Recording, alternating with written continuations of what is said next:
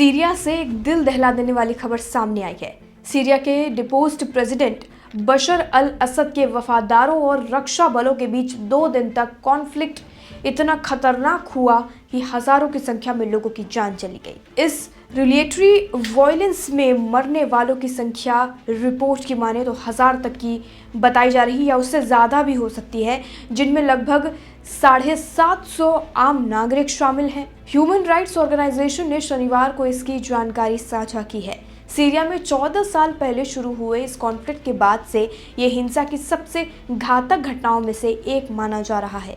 Britain के human rights organisation Syria observatory for human rights ने कहा है कि 745 नागरिकों के अलावा सरकारी सुरक्षा बलों के 125 सदस्य और डिपोज्ड प्रेसिडेंट बशर अल असद से एसोसिएटेड आर्म्ड ग्रुप के लगभग 150 चंपरपंथी भी मारे गए हैं। मानव अधिकार संगठन यानी ह्यूमन राइट्स ऑर्गेनाइजेशन ने क्या जानकारी दी है वो भी हम आपको बता देते हैं। ह्यूमन राइट्स ऑर्गेनाइजेशन ने ये बताया है कि तटीय शहर लताकिया के आसपास के बड़े इलाकों में बिजली और पानी की आपूर्ति बाधित हो गई है। साथ ही कई बेकरियां भी बंद हो गई हैं, जिससे लोगों को खाने पीने के सामान की आपूर्ति नहीं हो पा रही है और लोगों को भारी समस्या का सामना करना पड़ रहा है। सीरिया में 3 महीने पहले असद को डिपोज्ड करके सत्ता पर विद्रोहियों के कब्जा करने के 3 महीने बाद गुरुवार को शुरू हुई ये झड़प दमिश्क की नई सरकार के लिए एक बड़ी चुनौती के रूप में उभर कर आ गई है। सरकार ने कहा है कि वे असद के समर्थकों द्वारा किए गए हमलों के खिलाफ कार्रवाई कर रही है। उन्होंने बड़े पैमाने पर हुई इस हिंसा के लिए अलग अलग लोगों द्वारा की गई कार्रवाइयों को जिम्मेदार ठहराया है। सीरिया में हालिया झड़पें तब शुरू हुई जब सुरक्षा बलों ने गुरुवार को तटीय शहर जबलेह के पास एक वांछित व्यक्ति को हिरासत में लेने की कोशिश की थी। इस दौरान असद के वफादारों ने उन पर घात लगाकर हमला करने की कोशिश की और हमला किया भी। शवों को दफनाने के लिए लोग नहीं मिल रहे हैं, शव इतने ज़्यादा हैं।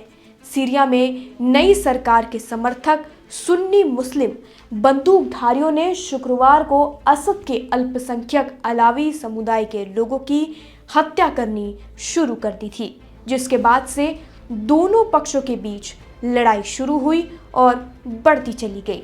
लेकिन ये हयात तहरीर अल शाम के लिए बड़ा झटका है, क्योंकि इसी समूह के नेतृत्व में विद्रोहियों ने असद की सरकार को गिराया था।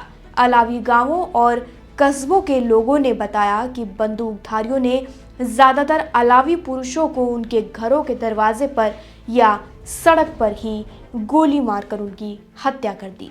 सबसे ज़्यादा हिंसा से प्रभावित कस्बों में से एक बनियास के लोगों ने बताया कि शव सड़कों और इमारतों की छत पर पड़े हुए थे, लटक रहे थे, लेकिन उन्हें उठाकर दफनाने वाला वहां पर कोई मौजूद नहीं था। लोगों में डर का माहौल भी था और स्थिति ऐसी बन गई थी कि कोई घर से बाहर निकलने को तैयार नहीं था, जिस वजह से जगह जगह सिर्फ शव ही दिखाई दे रहे थे। सीरिया की ये पूरी खबर आप क्या सोचते हैं? कमेंट सेक्शन में लिखकर हमें अपनी राय ज़रूर बताएं। बाकी जानकारी के लिए और अपडेट के लिए देश दुनिया से जुड़ी सभी खबरों के लिए जुड़े रहिए और देखते रहिए लोकमत हिंदी।